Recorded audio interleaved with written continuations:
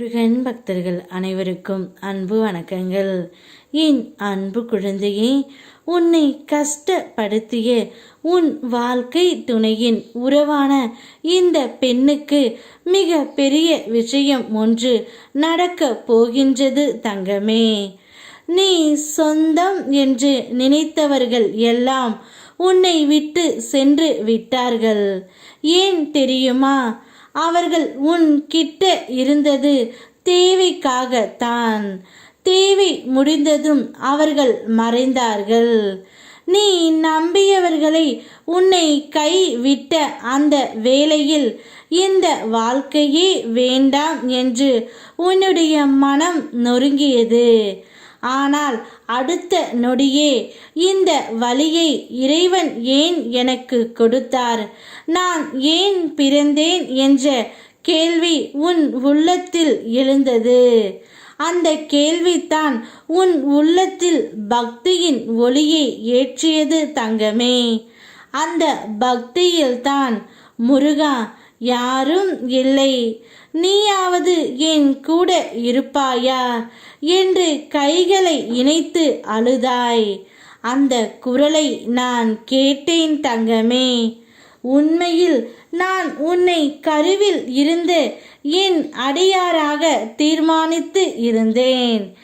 ஏனெனில் நீ ஒரு தூய ஆத்மா. அதனால்தான் வாழ்க்கை முழுவதும் வலி துன்பம் எனும் பாதையில் நடந்து வந்த நீ இறுதியில் என் அடியிலேயே வந்து சேர்ந்தாய். இப்பொழுது உன்னை கஷ்டப்படுத்திய உன் வாழ்க்கை துணையின் உயிரான அந்த பெண்ணுக்கு தண்டனையை நான் கொடுக்கின்றேன். உன்னுடைய வாழ்க்கையில் நீ எதிர்பார்த்து காத்திருந்த நல்ல செய்திகளும் மகிழ்ச்சிகளும் உனக்காக வந்து சேரும் தங்கமே.